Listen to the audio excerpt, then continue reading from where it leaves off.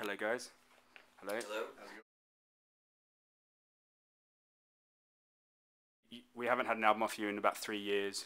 So have you been working on that album for the last 3 years? We were on tour since we recorded another record. We went on tour for about 2 years. As bands will do. And then we took about a year off. And then that kind of brings us up to now. Is it all four of you been working on the current album? Mm-hmm. Cool. So how's that? Where did you record the album? Can you tell us a little bit about the album? We started recording in Marfa, Texas. We were there for a month. And then kind of laid down a bunch of stuff and then stepped away from it for a couple months just to sort of figure out exactly how we wanted to proceed. And so that was, yeah. And then we kind of got back together and really started working on stuff in February. Yeah. And finished up in June. So that was most of the work was kind of done between February and June. But we cracked the egg in June of the previous year. Cool. So your previous album went in it was number 8 on the Billboard charts, and then since then you've had your profiling's just blown up. So you've had a new fan base. Do you feel pressured at all by the success of the previous album to match that success with the new album? And I don't feel like we feel pressured by success. You don't? Or anything. Like, I don't think that's really a consideration. I think we're just really trying to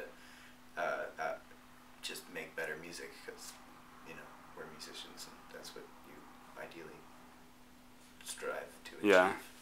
Yeah, so I guess we just tried to make a better record and make better music with the four of us, and just that's all. That's enough. Do you read people's responses online? A little bit. So one of you don't? You do? No, I can't. Yeah. Is it intentional to avoid it? Like, do you get affected by negative criticism, or? It's just like you don't know who. Yeah, for me, yeah. I just like I'd rather not have anyone's words like that rolling around in my head. I'd love to. I can talk to people in person. That's always great. That's fruitful. But like, you don't know who it is that's writing on some garbage online. What that even means. I don't even want to entertain that being like a legitimate form of criticism. I think the internet's flooded with crap reports on music. So it's like I'd rather just not even. It's such an overload. Think about it. You can read into it however you want. Yeah. Would you read an album review in a print? I don't care to read a review of my own record. No. Do you generally read music reviews? How do you discover new music? Yeah. You do, but it's because it's your own. You feel like. Yeah, it's just that's weird. Yeah. To me, I don't know. But yeah, I don't like.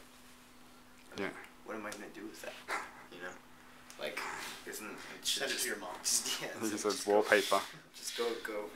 Just go on tour and play the show well, and hopefully people come out, and that's the job. Yeah.